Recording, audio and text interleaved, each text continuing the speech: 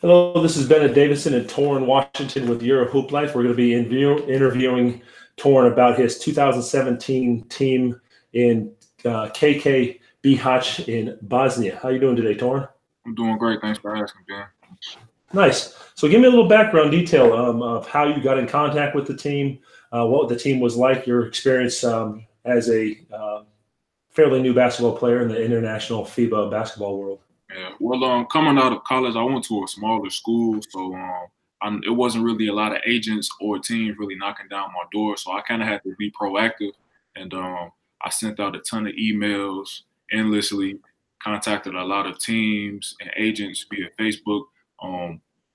Not a lot of responses, but a couple did come back to me and respond.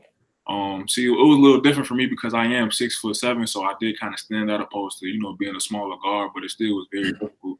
I did wind up signing with an agent, but in all honesty, he wasn't really doing it enough for me. So I was still, even though I had an agent, I was being proactive, still contacting teams myself.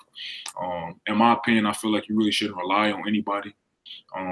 So I was contacting teams on my own along with my agent. One team reached back out to me in Bosnia. Like I said, coming from a smaller school, talking to the people, I did realize, and I was informed that I really shouldn't expect a lot of money coming out of school, especially coming from a smaller school. So we talked, and basically just everything. Including my salary, I actually wound up training kids on the side as well. So my salary was maybe around like 1,100, give or take. So kind of ironed out all the details with that. Honestly, my agent the first agent that I had, he really didn't do anything. Really, he kind of just was in the background, kind of taking the credit for it. So you might want to, watch out for things like that. But that kind of happened with that. Then I wound up paying for my own flight out there. And when I got there, they were, what was the city like when you got there? What were you expecting? Yeah. Well, to be honest, that was my first time flying international, so I was a little nervous. Being away from my family and stuff, it can be kind of nerve-wracking, obviously. But it was pretty fun. Just me being on that flight, everybody on the flight attendant and stuff knew I was a basketball player, so that did make me feel kind of good. I got an exit row, so I could stretch my feet out, so that was pretty cool. But I had a layover in Turkey for I think maybe like 4 hours. Kind of took a nap there. Then when I got to I landed in Croatia. I didn't land in Bosnia. I landed in Croatia. I don't remember the name of the city, but I was in Croatia. It was maybe about 2.5 hours out. So my team, so it was the coach, the owner, and for some reason they brought their daughter with them to pick me up. And actually she picked me up, and I'm assuming because maybe she knew the most English because, at least in my experiences, when I've been overseas, the younger people tend to speak better English. So maybe that's why. But they came pick me up. Grabbed me they asked me was I hungry, grabbed me about to eat, and just kind of just talk and like talking, nice. half talking, half sleeping on the way there. So you didn't know what to expect there. It could have been left alone or try to get to the actual city by yourself and communicate. All right, cool. Yeah. So, and once you got to the city, what was the city's name? How big was it? How many people? Was it clean? Was it a metropolis? Was it a small city? What did you find? Yeah. So when I got there, the name of the city was called Behac. It was Behac, Bosnia. It was maybe around, if I remember, maybe like 5 hours, give or take, from the capital, which is I don't even remember the capital. I don't want to talk. That's all good. But it was hours out. So with that being said, it wasn't really it was kind of like in the country.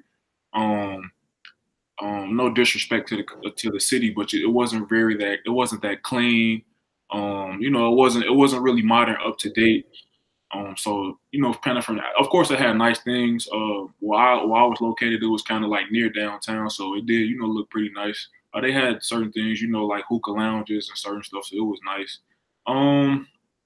The people there were lovely. I was the only American in the whole city, so. You stood out like a sore thumb. Yeah, it's different than the United States where you have a eclectic mix of different cultures from around the world. When you go to Germany, you're around 99% Germans. When you're around Bosnia, you're around 99% Bosnians. Exactly. It's the same kind of thing. I played in Slovenia and Croatia, in ex-Yugoslavia. Nice. So, and then when you got there, what were the facilities like? Did they provide shoes for you? Did you get an apartment, a car? Did you have someone drive for you, cook for you, those types of things? So part of my contract, my meals were fully accommodated and taken care of. So I had a restaurant that I could eat at 2 times per day, anytime I wanted, and then they also provided groceries for it as well. So that was pretty big. I lived with 3 of my other teammates, so they were from Bosnia, but they wasn't from that town, so they were like hours, away. So we all stayed there. So basically, like, all the foreigners or whatever stayed in one house. It was a 3-bedroom house. I had my own room. The two youngest players shared a room, and then the other guy, he was like the oldest on the team. He had his own room. So they were off to almost like it was like for them it was going off to college, and for you it was coming there to this is your 9 to 5 job. Yeah, you can say that, yeah. So as far as the car situation, for the most part, like I said, the older guy on my team, he had a car, so he pretty much drove us for the most part. If it was something, pretty close, I would walk. I really didn't have a problem with that. Or if it was something I really needed, like, drastically, the coach or the president will come pick me up and kind of, I don't want to say chauffeur me around, but, they'll take me where I needed to go. As far as the facility, the facility was actually pretty nice compared to other places that I've played. But one thing that I didn't really care for, we had to share the gym with a lot of people. I couldn't get in the gym whenever I wanted to. I really can only get in the gym from like a specific time. So if we had to practice in the evening, maybe I can get in there from like 6 to 8. Couldn't really get shots up before or after because it was a team either right after us or right before. Like junior teams or netball or soccer or it would be whatever. Yeah. It would be another team that's actually in our league. It'll be, like you said, it'll be a handball. Handball is pretty big in Europe. It'll just be, just a whole bunch. But it wasn't as organized as college was. Yeah, no, not at all. But other than that, I mean, the experience was pretty well. They treated me with pretty good respect. They were pretty honest people for the most part, so I liked it. Okay, so in the 3 things that we'd like to talk about is what was the financial situation on getting there and the professionalism. Second portion is what's it like there, accommodations and the way that they take care of you in the facilities. And the third is pretty much the financial. You can share whatever you'd like to be able to share. Was it not enough money? Was it just kind of like a stepping stone for you to kind of get your feet wet to get your first certificate, FIBA certified team under your contract and use that as a stepping stone? Can you go into the financials? What was it? Were they on time with their payments? Did it fall behind? What type of stuff was it? So for me, it was like originally my contract was like $900, and what's crazy is you would have told me as soon as I graduated I would settle for $900. I would probably think you were crazy, but it was for $900.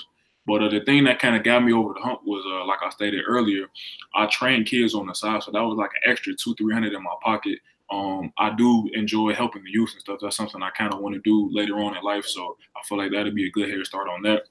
So like I said, in total, I make anywhere from like $1,100 to $1,200 a month. So how the payment was set up, it was pretty prompt. So like it would be a time period where like all the kids would pay at one time and they would split it. One thing I didn't like, it wasn't in the contract. It was kind of verbal, so I couldn't really do anything about it. And that was kind of I had to learn that. But I was stated that it would only be split 2 ways between me and like the president. When I got there, they decided to split it 3 ways between me, the president, and like the team. So that kind of obviously subtracted from the funds, but it was cool. As far as just promptness, it was basically around the same time each month, so that was pretty good. Okay. So overall, as a player that's just been there, it was about 2 years ago. What kind of breadcrumbs or information would you leave for players signing with this team or even playing in this country to wrap things up? Yeah, well, for me, it was the 3rd league out there. So you had in Bosnia, you have the Super League, you have the A1 league, and you have the A2. I all played in the A2. I was the only American, not only just the only American in the city, I was the only American in the whole league. So if you're a player, considering playing in that league or playing for that team, me personally, I feel like it'll be a good experience because for the most part, they're pretty good, honest people. It's an easy way to definitely get your highlight. your highlights and your film up there, kind of boost your confidence as well because you're the only American. So so go in there trying to pad your stats. Go in there aggressive. Go in there selfish. I mean, see, my mindset was I'm not really a selfish player, so my mindset was kind of to be a team player. But one thing I learned about being overseas, sometimes or majority of the time, at least in my case, that these teams are when you're an American, you're kind of put on a higher pedestal. So sometimes they want you to be selfish and kind of be the Michael Jordan of their team. So in my case, that kind of was the situation. So if you want to go somewhere, like I said, for me it was really a big confidence boost because I've never been a player that was I'm not gonna say the best player on my team, but I never was like the number one option. Even though I did fairly well in college, I was never a first option. And since me being a professional now, really every single team I've been on, I've been that first option. So it was a big confidence boost. And I mean, like you said, it's a good way to pad your stats and kind of get your foot in the door. So if for me personally, in my situation, I would definitely recommend going there. Awesome. Well, thank you, Torin. Just wanted to talk about the team KK Behac over in Bosnia. Played there in 2017. You had a good overall experience. Wish you paid a little bit more, but don't we all? Yeah. Torin, hopefully this information leaves some good breadcrumbs. Anything else would like to leave where people can get in contact with you? So if anybody have any questions or anything, you can contact me on Facebook on Torin Washington. All my social media is the same as Torin League. So my name and then League, Torin League. Contact me. Feel free. Any questions, comments, concerns, anything, I'll be happy to help. Awesome. Torin, thank you. No problem. Thank you.